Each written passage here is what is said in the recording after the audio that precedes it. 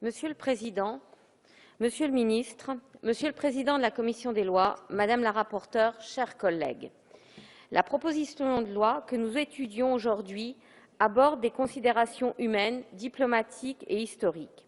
Chacun de ces points serait sujet à un débat approfondi. Mais le Conseil constitutionnel a déjà privé d'effet juridique une première PPL que celle-ci essaie de contourner sans pour autant lever les difficultés qui l'avaient conduite dans l'impasse. Madame la rapporteure nous replonge encore une fois dans un flou, avec un amendement de réécriture dont nous n'avons découvert l'existence qu'hier soir. Une certaine manœuvre avec laquelle nous avions déjà connu lors de la commission des lois. Nous surprendre et peut-être son unique tactique, espérant nous placer dans la même situation d'impréparation.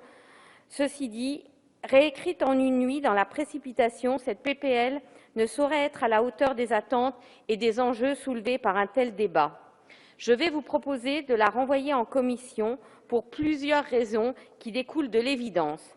Parce qu'elle n'est portée par aucun traité international, parce qu'elle remettrait de plus en cause la loi Guessot et parce qu'elle serait censurée par le Conseil constitutionnel, mais aussi par la Cour européenne des droits de l'homme.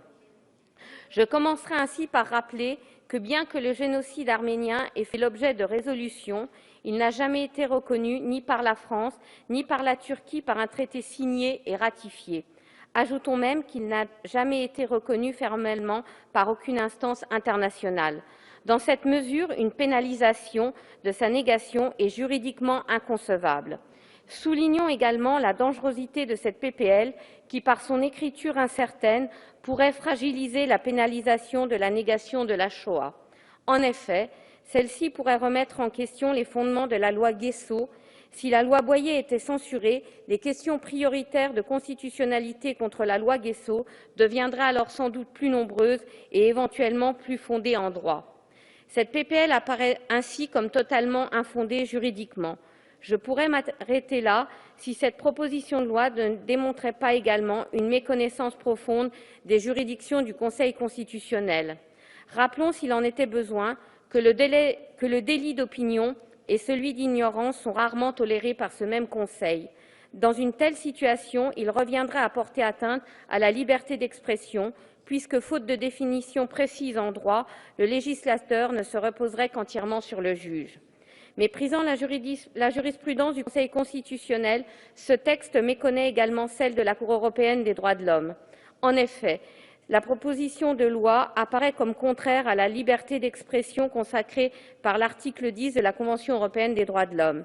La Cour s'est prononcée dans ce sens à plusieurs reprises et dernièrement à l'occasion de l'arrêt Pericek du 15 octobre 2015. À cette occasion, la Cour européenne des droits de l'homme a jugé nécessaire que les propos incriminés constituent une incitation à la haine, à la violence ou à l'intolérance. Or, la proposition de loi vise toute négation ou banalisation grossière des génocides et non uniquement celle qui constitue une incitation à la haine.